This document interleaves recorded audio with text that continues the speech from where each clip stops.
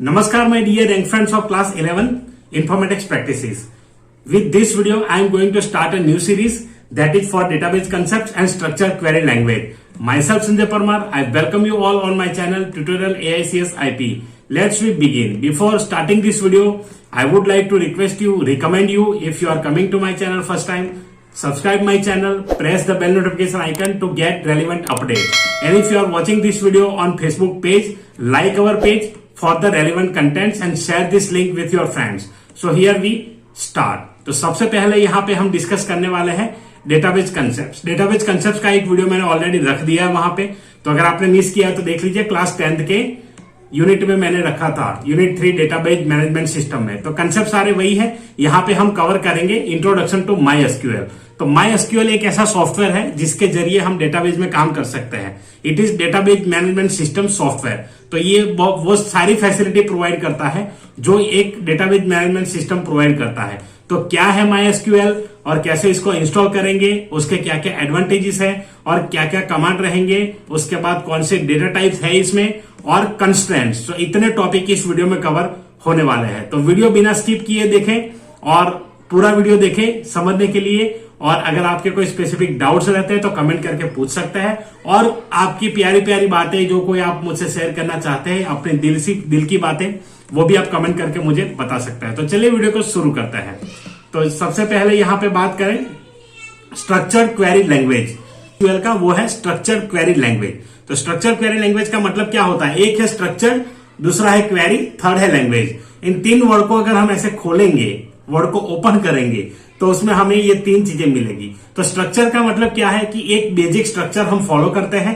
Query का मतलब है कि जो एसक्यूएल या डेटाबेस में कोई भी कमांड हम फॉलो करते हैं तो उस कमांड का स्पेसिफिक लैंग्वेज में जो वर्ड यूज होता है उसी को कमांड कहते हैं। तो उस कमांड को हम यहां पे यूज करेंगे, उसको कहेंगे क्वेरी। तो डेटाबेस में उसी चीज को क्वेरी कहा जाता है जिससे हम डेटा रिट्राइव कर सकते हैं, जिससे हम डेटा में कुछ इनपुट करते हैं, डेटा से डिलीट करते हैं और डेटा में उसको कहीं से मॉडिफाई करते हैं। तो ये सारे जो एक्शंस है, सारे फंक्शंस हैं डेटाबेस के, वो सारे जो होते हैं उसे हम कहेंगे क्वेरी। ये सारा जो आएगा वो क्वेरी फॉर्म में आएगा, तो इसे हम क्वेरी कहते हैं। तो आशा रखता हूं कि आपको समझ में आया होगा क्या हो क्वेरी। और लैंग्वेज, जो सिंपल लैंग्वेज हम इंग्लिश के वर्ड यूज करते हैं, वो है अपना लैंग्वेज। तो यहां पे जैसे बेसिकली हम स्टार्ट करें, there are many DBMS and RDBMS software packages available. This software provides an interface and the complete database management system solutions to create and maintain databases। तो आपको डेटाबेस पे कहीं पर भी काम करना है तो यहाँ पे आपको ऐसा कोई सॉफ्टवेयर चाहिए, और वो जो सॉफ्टवेयर है उसी को डीबीएमएस या तो आरडीबीएमएस कहा जाता है। तो बेसिकली डीबीएमएस और आरडीबीएमएस में हमें ये सारे कमांड्स मिल जाते हैं जिसके जरिए आप डेटाबेस को मैनेज कर सकते हैं और डेटाबेस को मेंटेन कर सकते हैं, डेटाबेस को क्रिएट कर सकते हैं, ऑल्टर कर सकते हैं, डिलीट कर सकते हैं। ये सारे प्रोसेसेस इस सॉफ्टवेयर में होते हैं। तो देखिए यहाँ पे क्या है। फॉर एग्जांपल, कुछ एग्जांपल्स मैंने यहाँ पे लिखे हैं। MySQL, PostgreSQL, SQLite, Oracle, तो ये सारे उसी के एग्जांपल्स हैं। So in this article we will see how to work with an introduction to MySQL। ये मैंने आर्टिकल जो वेबसाइट पे लिखा है, आपको डिस्क्रिप्शन में लिंक मिल जाएगा नोट्स के लिए, तो आप वहां जाकर के नोट्स को पढ़ सकते हैं और कभी भी रिवाइज कर सकते हैं। तो चलिए सबसे पहले बात करते हैं structured query language. As you know, to work with computers, you need commands or script or code। तो आपको पता है कि कोडिंग की जरूरत है। जब भी आप कंप्यूटर के साथ काम करते हैं, कंप्यूटर में काम करते हैं, जो भी सॉफ्टवेयर बनते हैं, वो सारी चीजों के लिए यहाँ पे कोडिंग मेन होता है। तो जो कोडिंग किया जाता है उसके बाद उसी कोडिंग से आप किसी भी सॉफ्टवेयर को एक्सेस कर सकते हैं। तो यहाँ पे बेसिकली बात ये कही गई है कि आप अगर कंप्यूटर पे काम करते हैं तो आपको स्क्रिप्टिंग, कोडिंग और कहीं ना कहीं कमांड्स का नॉलेज होना चाहिए, ताकि जो भी सारी चीजें हैं इन तीनों में ही कहीं ना कहीं इंक्लूड हो जाती है। All the applications required commands to do work upon. तो आपको जैसे ही काम करना है किसी भी टॉपिक के ऊपर, किसी भी सॉफ्टवेयर के ऊपर, तो आपको कहीं ना कहीं कमांड्स की जरूरत पड़ेगी, कोड की जरूरत पड़ेगी, स्क्रिप्ट की जरूरत पड़ेगी। MySQL also requires commands which is considered as query language that allows to use and manage the data from database efficiently। तो ये मैंने अपनी लैंग्वेज में यहाँ पे सिंपल तरीके से लिखा है कि MySQL का क्या यूज है, SQL का स्ट्रक्चर क्वेरी लैंग्वेज क्या है। जो भी टेक्स्ट बुक में दिया है या आपको कहीं और सोर्सेज से मिलता है वो भी फैक्ट है, मैंने ये मेरे नॉलेज के हिसाब से यहाँ पे आपको दिया है और यही डेफिनेशन इसका सिंपल मैंने बनाया है। This query language is known as SQL. Advantages of SQL, आप सोचिए कि एडवांटेजेस क्या है। तो यहां पे कुछ मैंने पॉइंट आउट किए हैं। As the commands follow simple English language words that are very easy to learn. तो कमांड में आप सिंपली देखेंगे कि कुछ टेबल क्रिएट करना है तो हम यूज करेंगे क्रिएट। कुछ टेबल हमें एक्सेस करना है तो उसके लिए हम लिखते हैं सिलेक्ट। कोई डेटा एक्सेस करना है लिखते हैं सिलेक्ट। डिलीट करना है लिखते हैं डिलीट या तो ड्रॉप। तो ये सारे कमांड इंग्लिश लैंग्वेज के हैं जो इजीली आप लर्न कर सकते हैं। उस वर्ड का मीनिंग पता है तो आप ऑटोमेटिकली उसको कमांड में भी एक्सेस कर सकते हैं और कोई भी कमांड आप बेसिकली लिख सकते हैं। Second is SQL is not a case sensitive language, means whether commands are written in capital letters और small letters are similar only. तो आप यहां पे कैपिटल टाइप करें या स्मॉल लेटर्स में टाइप करें कोई फर्क नहीं पड़ता, ताकि ये जो बेसिकली है पूरे कमांड्स एक्सेप्ट कर लेगा। आप कैपिटल लिखे स्मॉल लिखे जो भी लिखा है, तो ये केस इनसेंसिटिव लैंग्वेज है। Third point is retrieve data very easily from the database. Database में से डेटा आपको स्पेसिफिक चाहिए तो उसी के लिए आप क्वेरी लिख दीजिए सिलेक्ट क्वेरी और आपको डेटा मिल जाएगा। तो ये भी इसका सिंपल और सबसे अच्छा और बढ़िया टास्क है। Next is provides various statements to define the structure of data.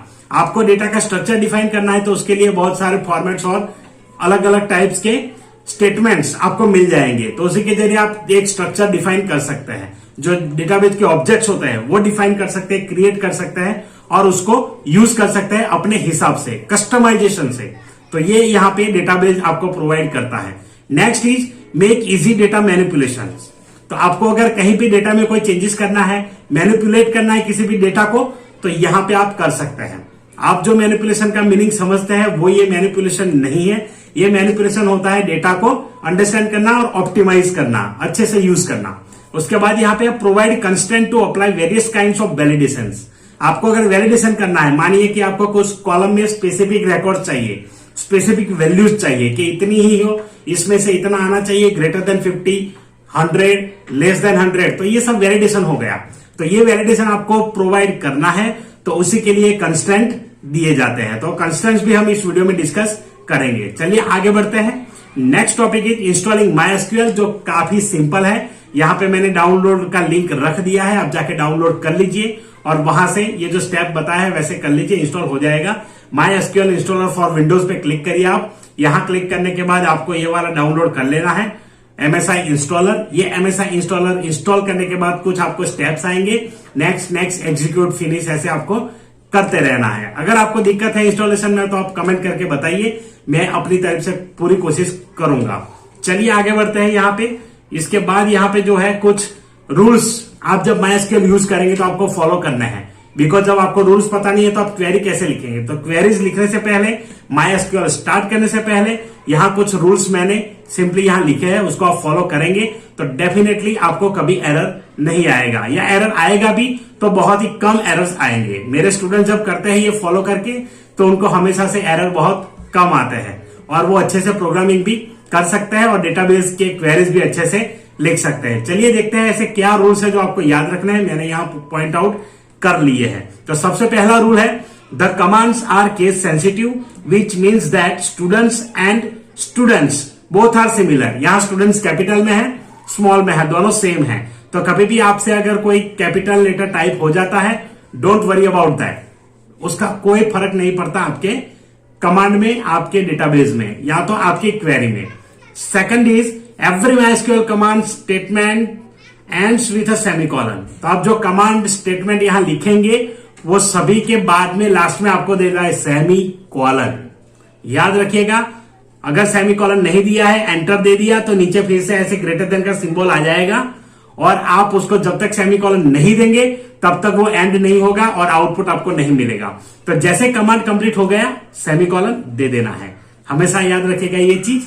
Next command is next rule is you can extend the command to multiple lines by pressing the enter key. आप enter दे देंगे, जैसे आपने enter दिया तो next line आ जाएगी, तो आप उसमें मल्टीपल लाइन्स लिख सकते हैं। एक कमांड को मल्टीपल लाइन में लिख सकते हैं और मल्टीपल लाइन में इसलिए लिखना है कि आपको समझ में आए कि जैसे वर्ड चेंज होता है, कॉलम चेंज होता है, कुछ कुछ चीजें चेंज होती है, तो आप न्यू लाइन में लिख सकते हैं उसे, और जैसे ही वो एंड होगा तो उसको सेमीकोलन दे करके एंड करिए। Next is the text values and date values must be enclose with a single quote for example Arvind, I have written one name Arvind, इसके दोनों आगे पीछे सिंगल कोट हमने डाला है, तो आप उसके बीच में घुसेड़ दीजिए इसे। तो ये यहां पे आपको करना है। नेक्स्ट इज डेट 2005 to 56, ये डेट गलत लिख दिया मैंने, 56 डेट नहीं होता, 0 की जगह 5 हो गया है। चलिए करेक्ट कर लेंगे, और आप इसको अच्छे से समझ लीजिए, कभी कभी ऐसा टाइपिंग मिस्टेक हो जाती है, तो इसके लिए क्षमा प्रार्थी हैं हम। तो यहां पे देखिए क्या करना है आपको, डेट लास्ट में आएगा, मंथ बीच में आएगा और ईयर पहले आएगा। हम जो इंडियन डेट्स लिखते हैं कैसे लिखते हैं, डेट मंथ ईयर, इसका बिल्कुल रिवर्स MySQL में होता है। और जो भी डेट हम डालते हैं उसे सिंगल कोट डाल के ही उसके बीच में एनक्लोज करना है। अगर आपने सिंगल कोट स्टार्ट किया, कहीं कंप्लीट नहीं किया है, तो वो सिंगल कोट भी एंड नहीं करेंगे, तब तक वो एरर दिखाएगा, कंटिन्यू करेगा। तो आपको हमेशा ध्यान में रखना है, इसीलिए मैं आपको वो स्टाइल भी बताऊंगा कि कैसे आपको वैल्यू डालनी है, जो आप इस एरर को अवॉइड कर सकते हैं। चलिए नेक्स्ट रूल देखते हैं। MySQL follows YYYY MMDD format. तो ये यही है जो मैंने अभी आपको बताया कि पहले ईयर, उसके बाद मंथ, उसके बाद डेट, ये आपको यहां पे एंटर करनी है। तो जब भी वैल्यू एंटर करें डेट की, ये चीज हमेशा से आप ध्यान में रखिएगा। चलिए आगे बात करते हैं नेक्स्ट टॉपिक के ऊपर, डेटा टाइप्स इन MySQL। ये सबसे इंपॉर्टेंट टॉपिक है MySQL में, या तो किसी भी कंप्यूटर प्रोग्रामिंग में या कोई भी डेटाबेस में जब आप काम करते हैं, तो आपको वहां पे डेटा एक्सेप्ट करना है। तो जहां पे डेटा जाता है always data types are there. तो डेटा टाइप्स हम यहाँ पे कौन कौन से यूज करेंगे, पहले यहां लिखे हैं for numbers without decimal places. देख लीजिए, tiny integer, small integer, medium integer, integer, big integer. तो इतने टाइप के इंटीजर नंबर्स आप यूज कर सकते हैं। क्या क्या रेंज में नंबर है वो आप हमेशा ध्यान में रखिए। इस रेंज में अगर कोई नंबर आता है तो आपको ये डेटा टाइप यूज करना है। Next is numbers with point values. Point values के लिए यहाँ 4 डेटा टाइप है, डेसिमल, न्यूमेरिक, फ्लोट, डबल। हम बेसिकली डेसिमल, न्यूमेरिक या तो फ्लोट, इन 3 को यूज करते हैं। डबल की जरूरत बहुत ही कम पड़ती है, और बेसिकली मोस्टली जो हम यूज करेंगे वो यूज करेंगे एक तो इंटीजर, उसके बाद डेसिमल और फ्लोट। इन तीनों में से आपको मिलेगा डेटा टाइप। उसके अलावा डेटा टाइप आपको ज्यादा नहीं मिलेगा, इवन क्लास 12 तक भी नहीं मिलेगा। तो ये 3 डेटा टाइप हम सबसे ज्यादा यूज करते हैं न्यूमेरिक डेटा टाइप्स में। तो ये तीनों याद रखिएगा, कौन से नंबर का सीरीज, मतलब कब से कहां तक आपको कितनी वैल्यू एक्सेप्ट करनी है, उसके हिसाब से आप डेटा टाइप यूज कर लीजिए। चलिए नेक्स्ट टॉपिक पे जाते हैं। यहां पे स्ट्रिंग डेटा टाइप। स्ट्रिंग मतलब जब आपको टेक्स्ट डालनी है, आपको जब नाम डालना है, तो उसमें क्या है, तो उसमें सिंपली हम 2 चीजें यूज करते हैं, एक है कैर, दूसरा है वेरकेर। कैर और वेरकेर में फर्क क्या है, यहां पे क्लियर लिखा है, देखिए वैल्यू कुछ भी नहीं है, सिंगल कोट है, तो वहां पे 4 बाइट्स ऑक्यूपाई कर लेगा ये, और ये ज्यादा जो स्पेस है वो भी ऑक्यूपाई कर लेगा।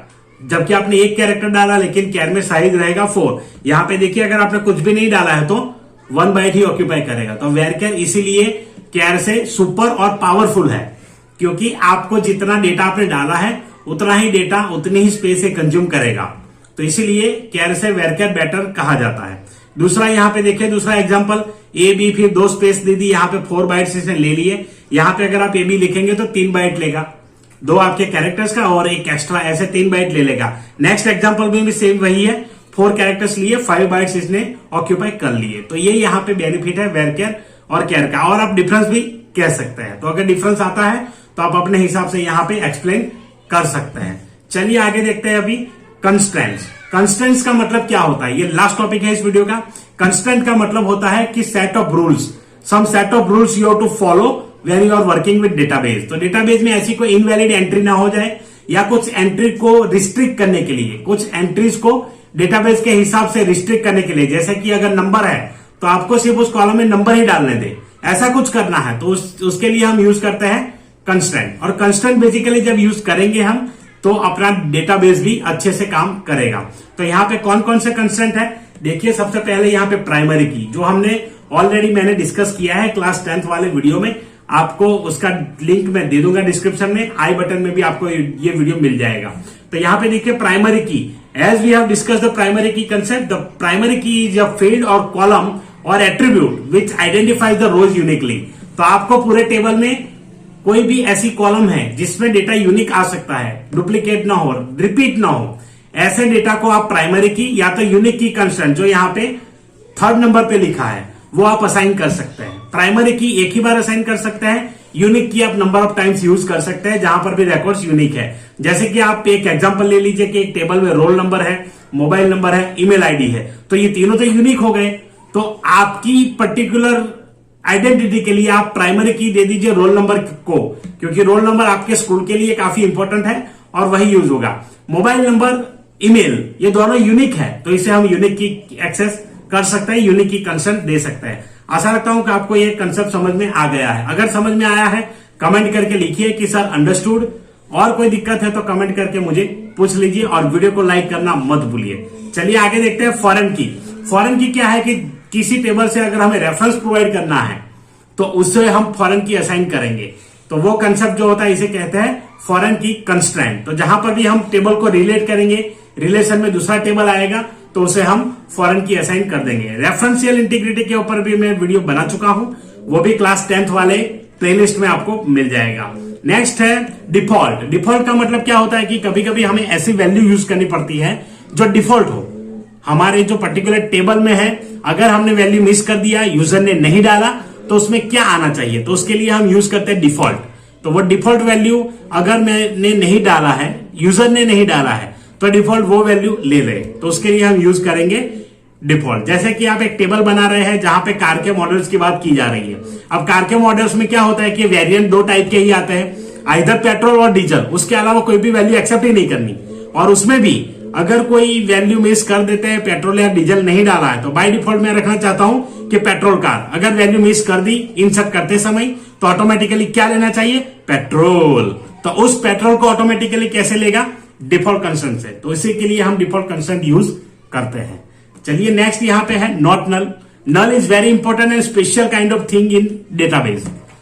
इसका मतलब जीरो भी नहीं है, इसका मतलब खाली स्पेस भी नहीं है। It is just sell only. It is like that if value is unknown, you don't know about the value. और कभी कभी ऐसा होता है कि हमें वैल्यू के बारे में पता है पर अभी हमें उसको खाली छोड़ना है।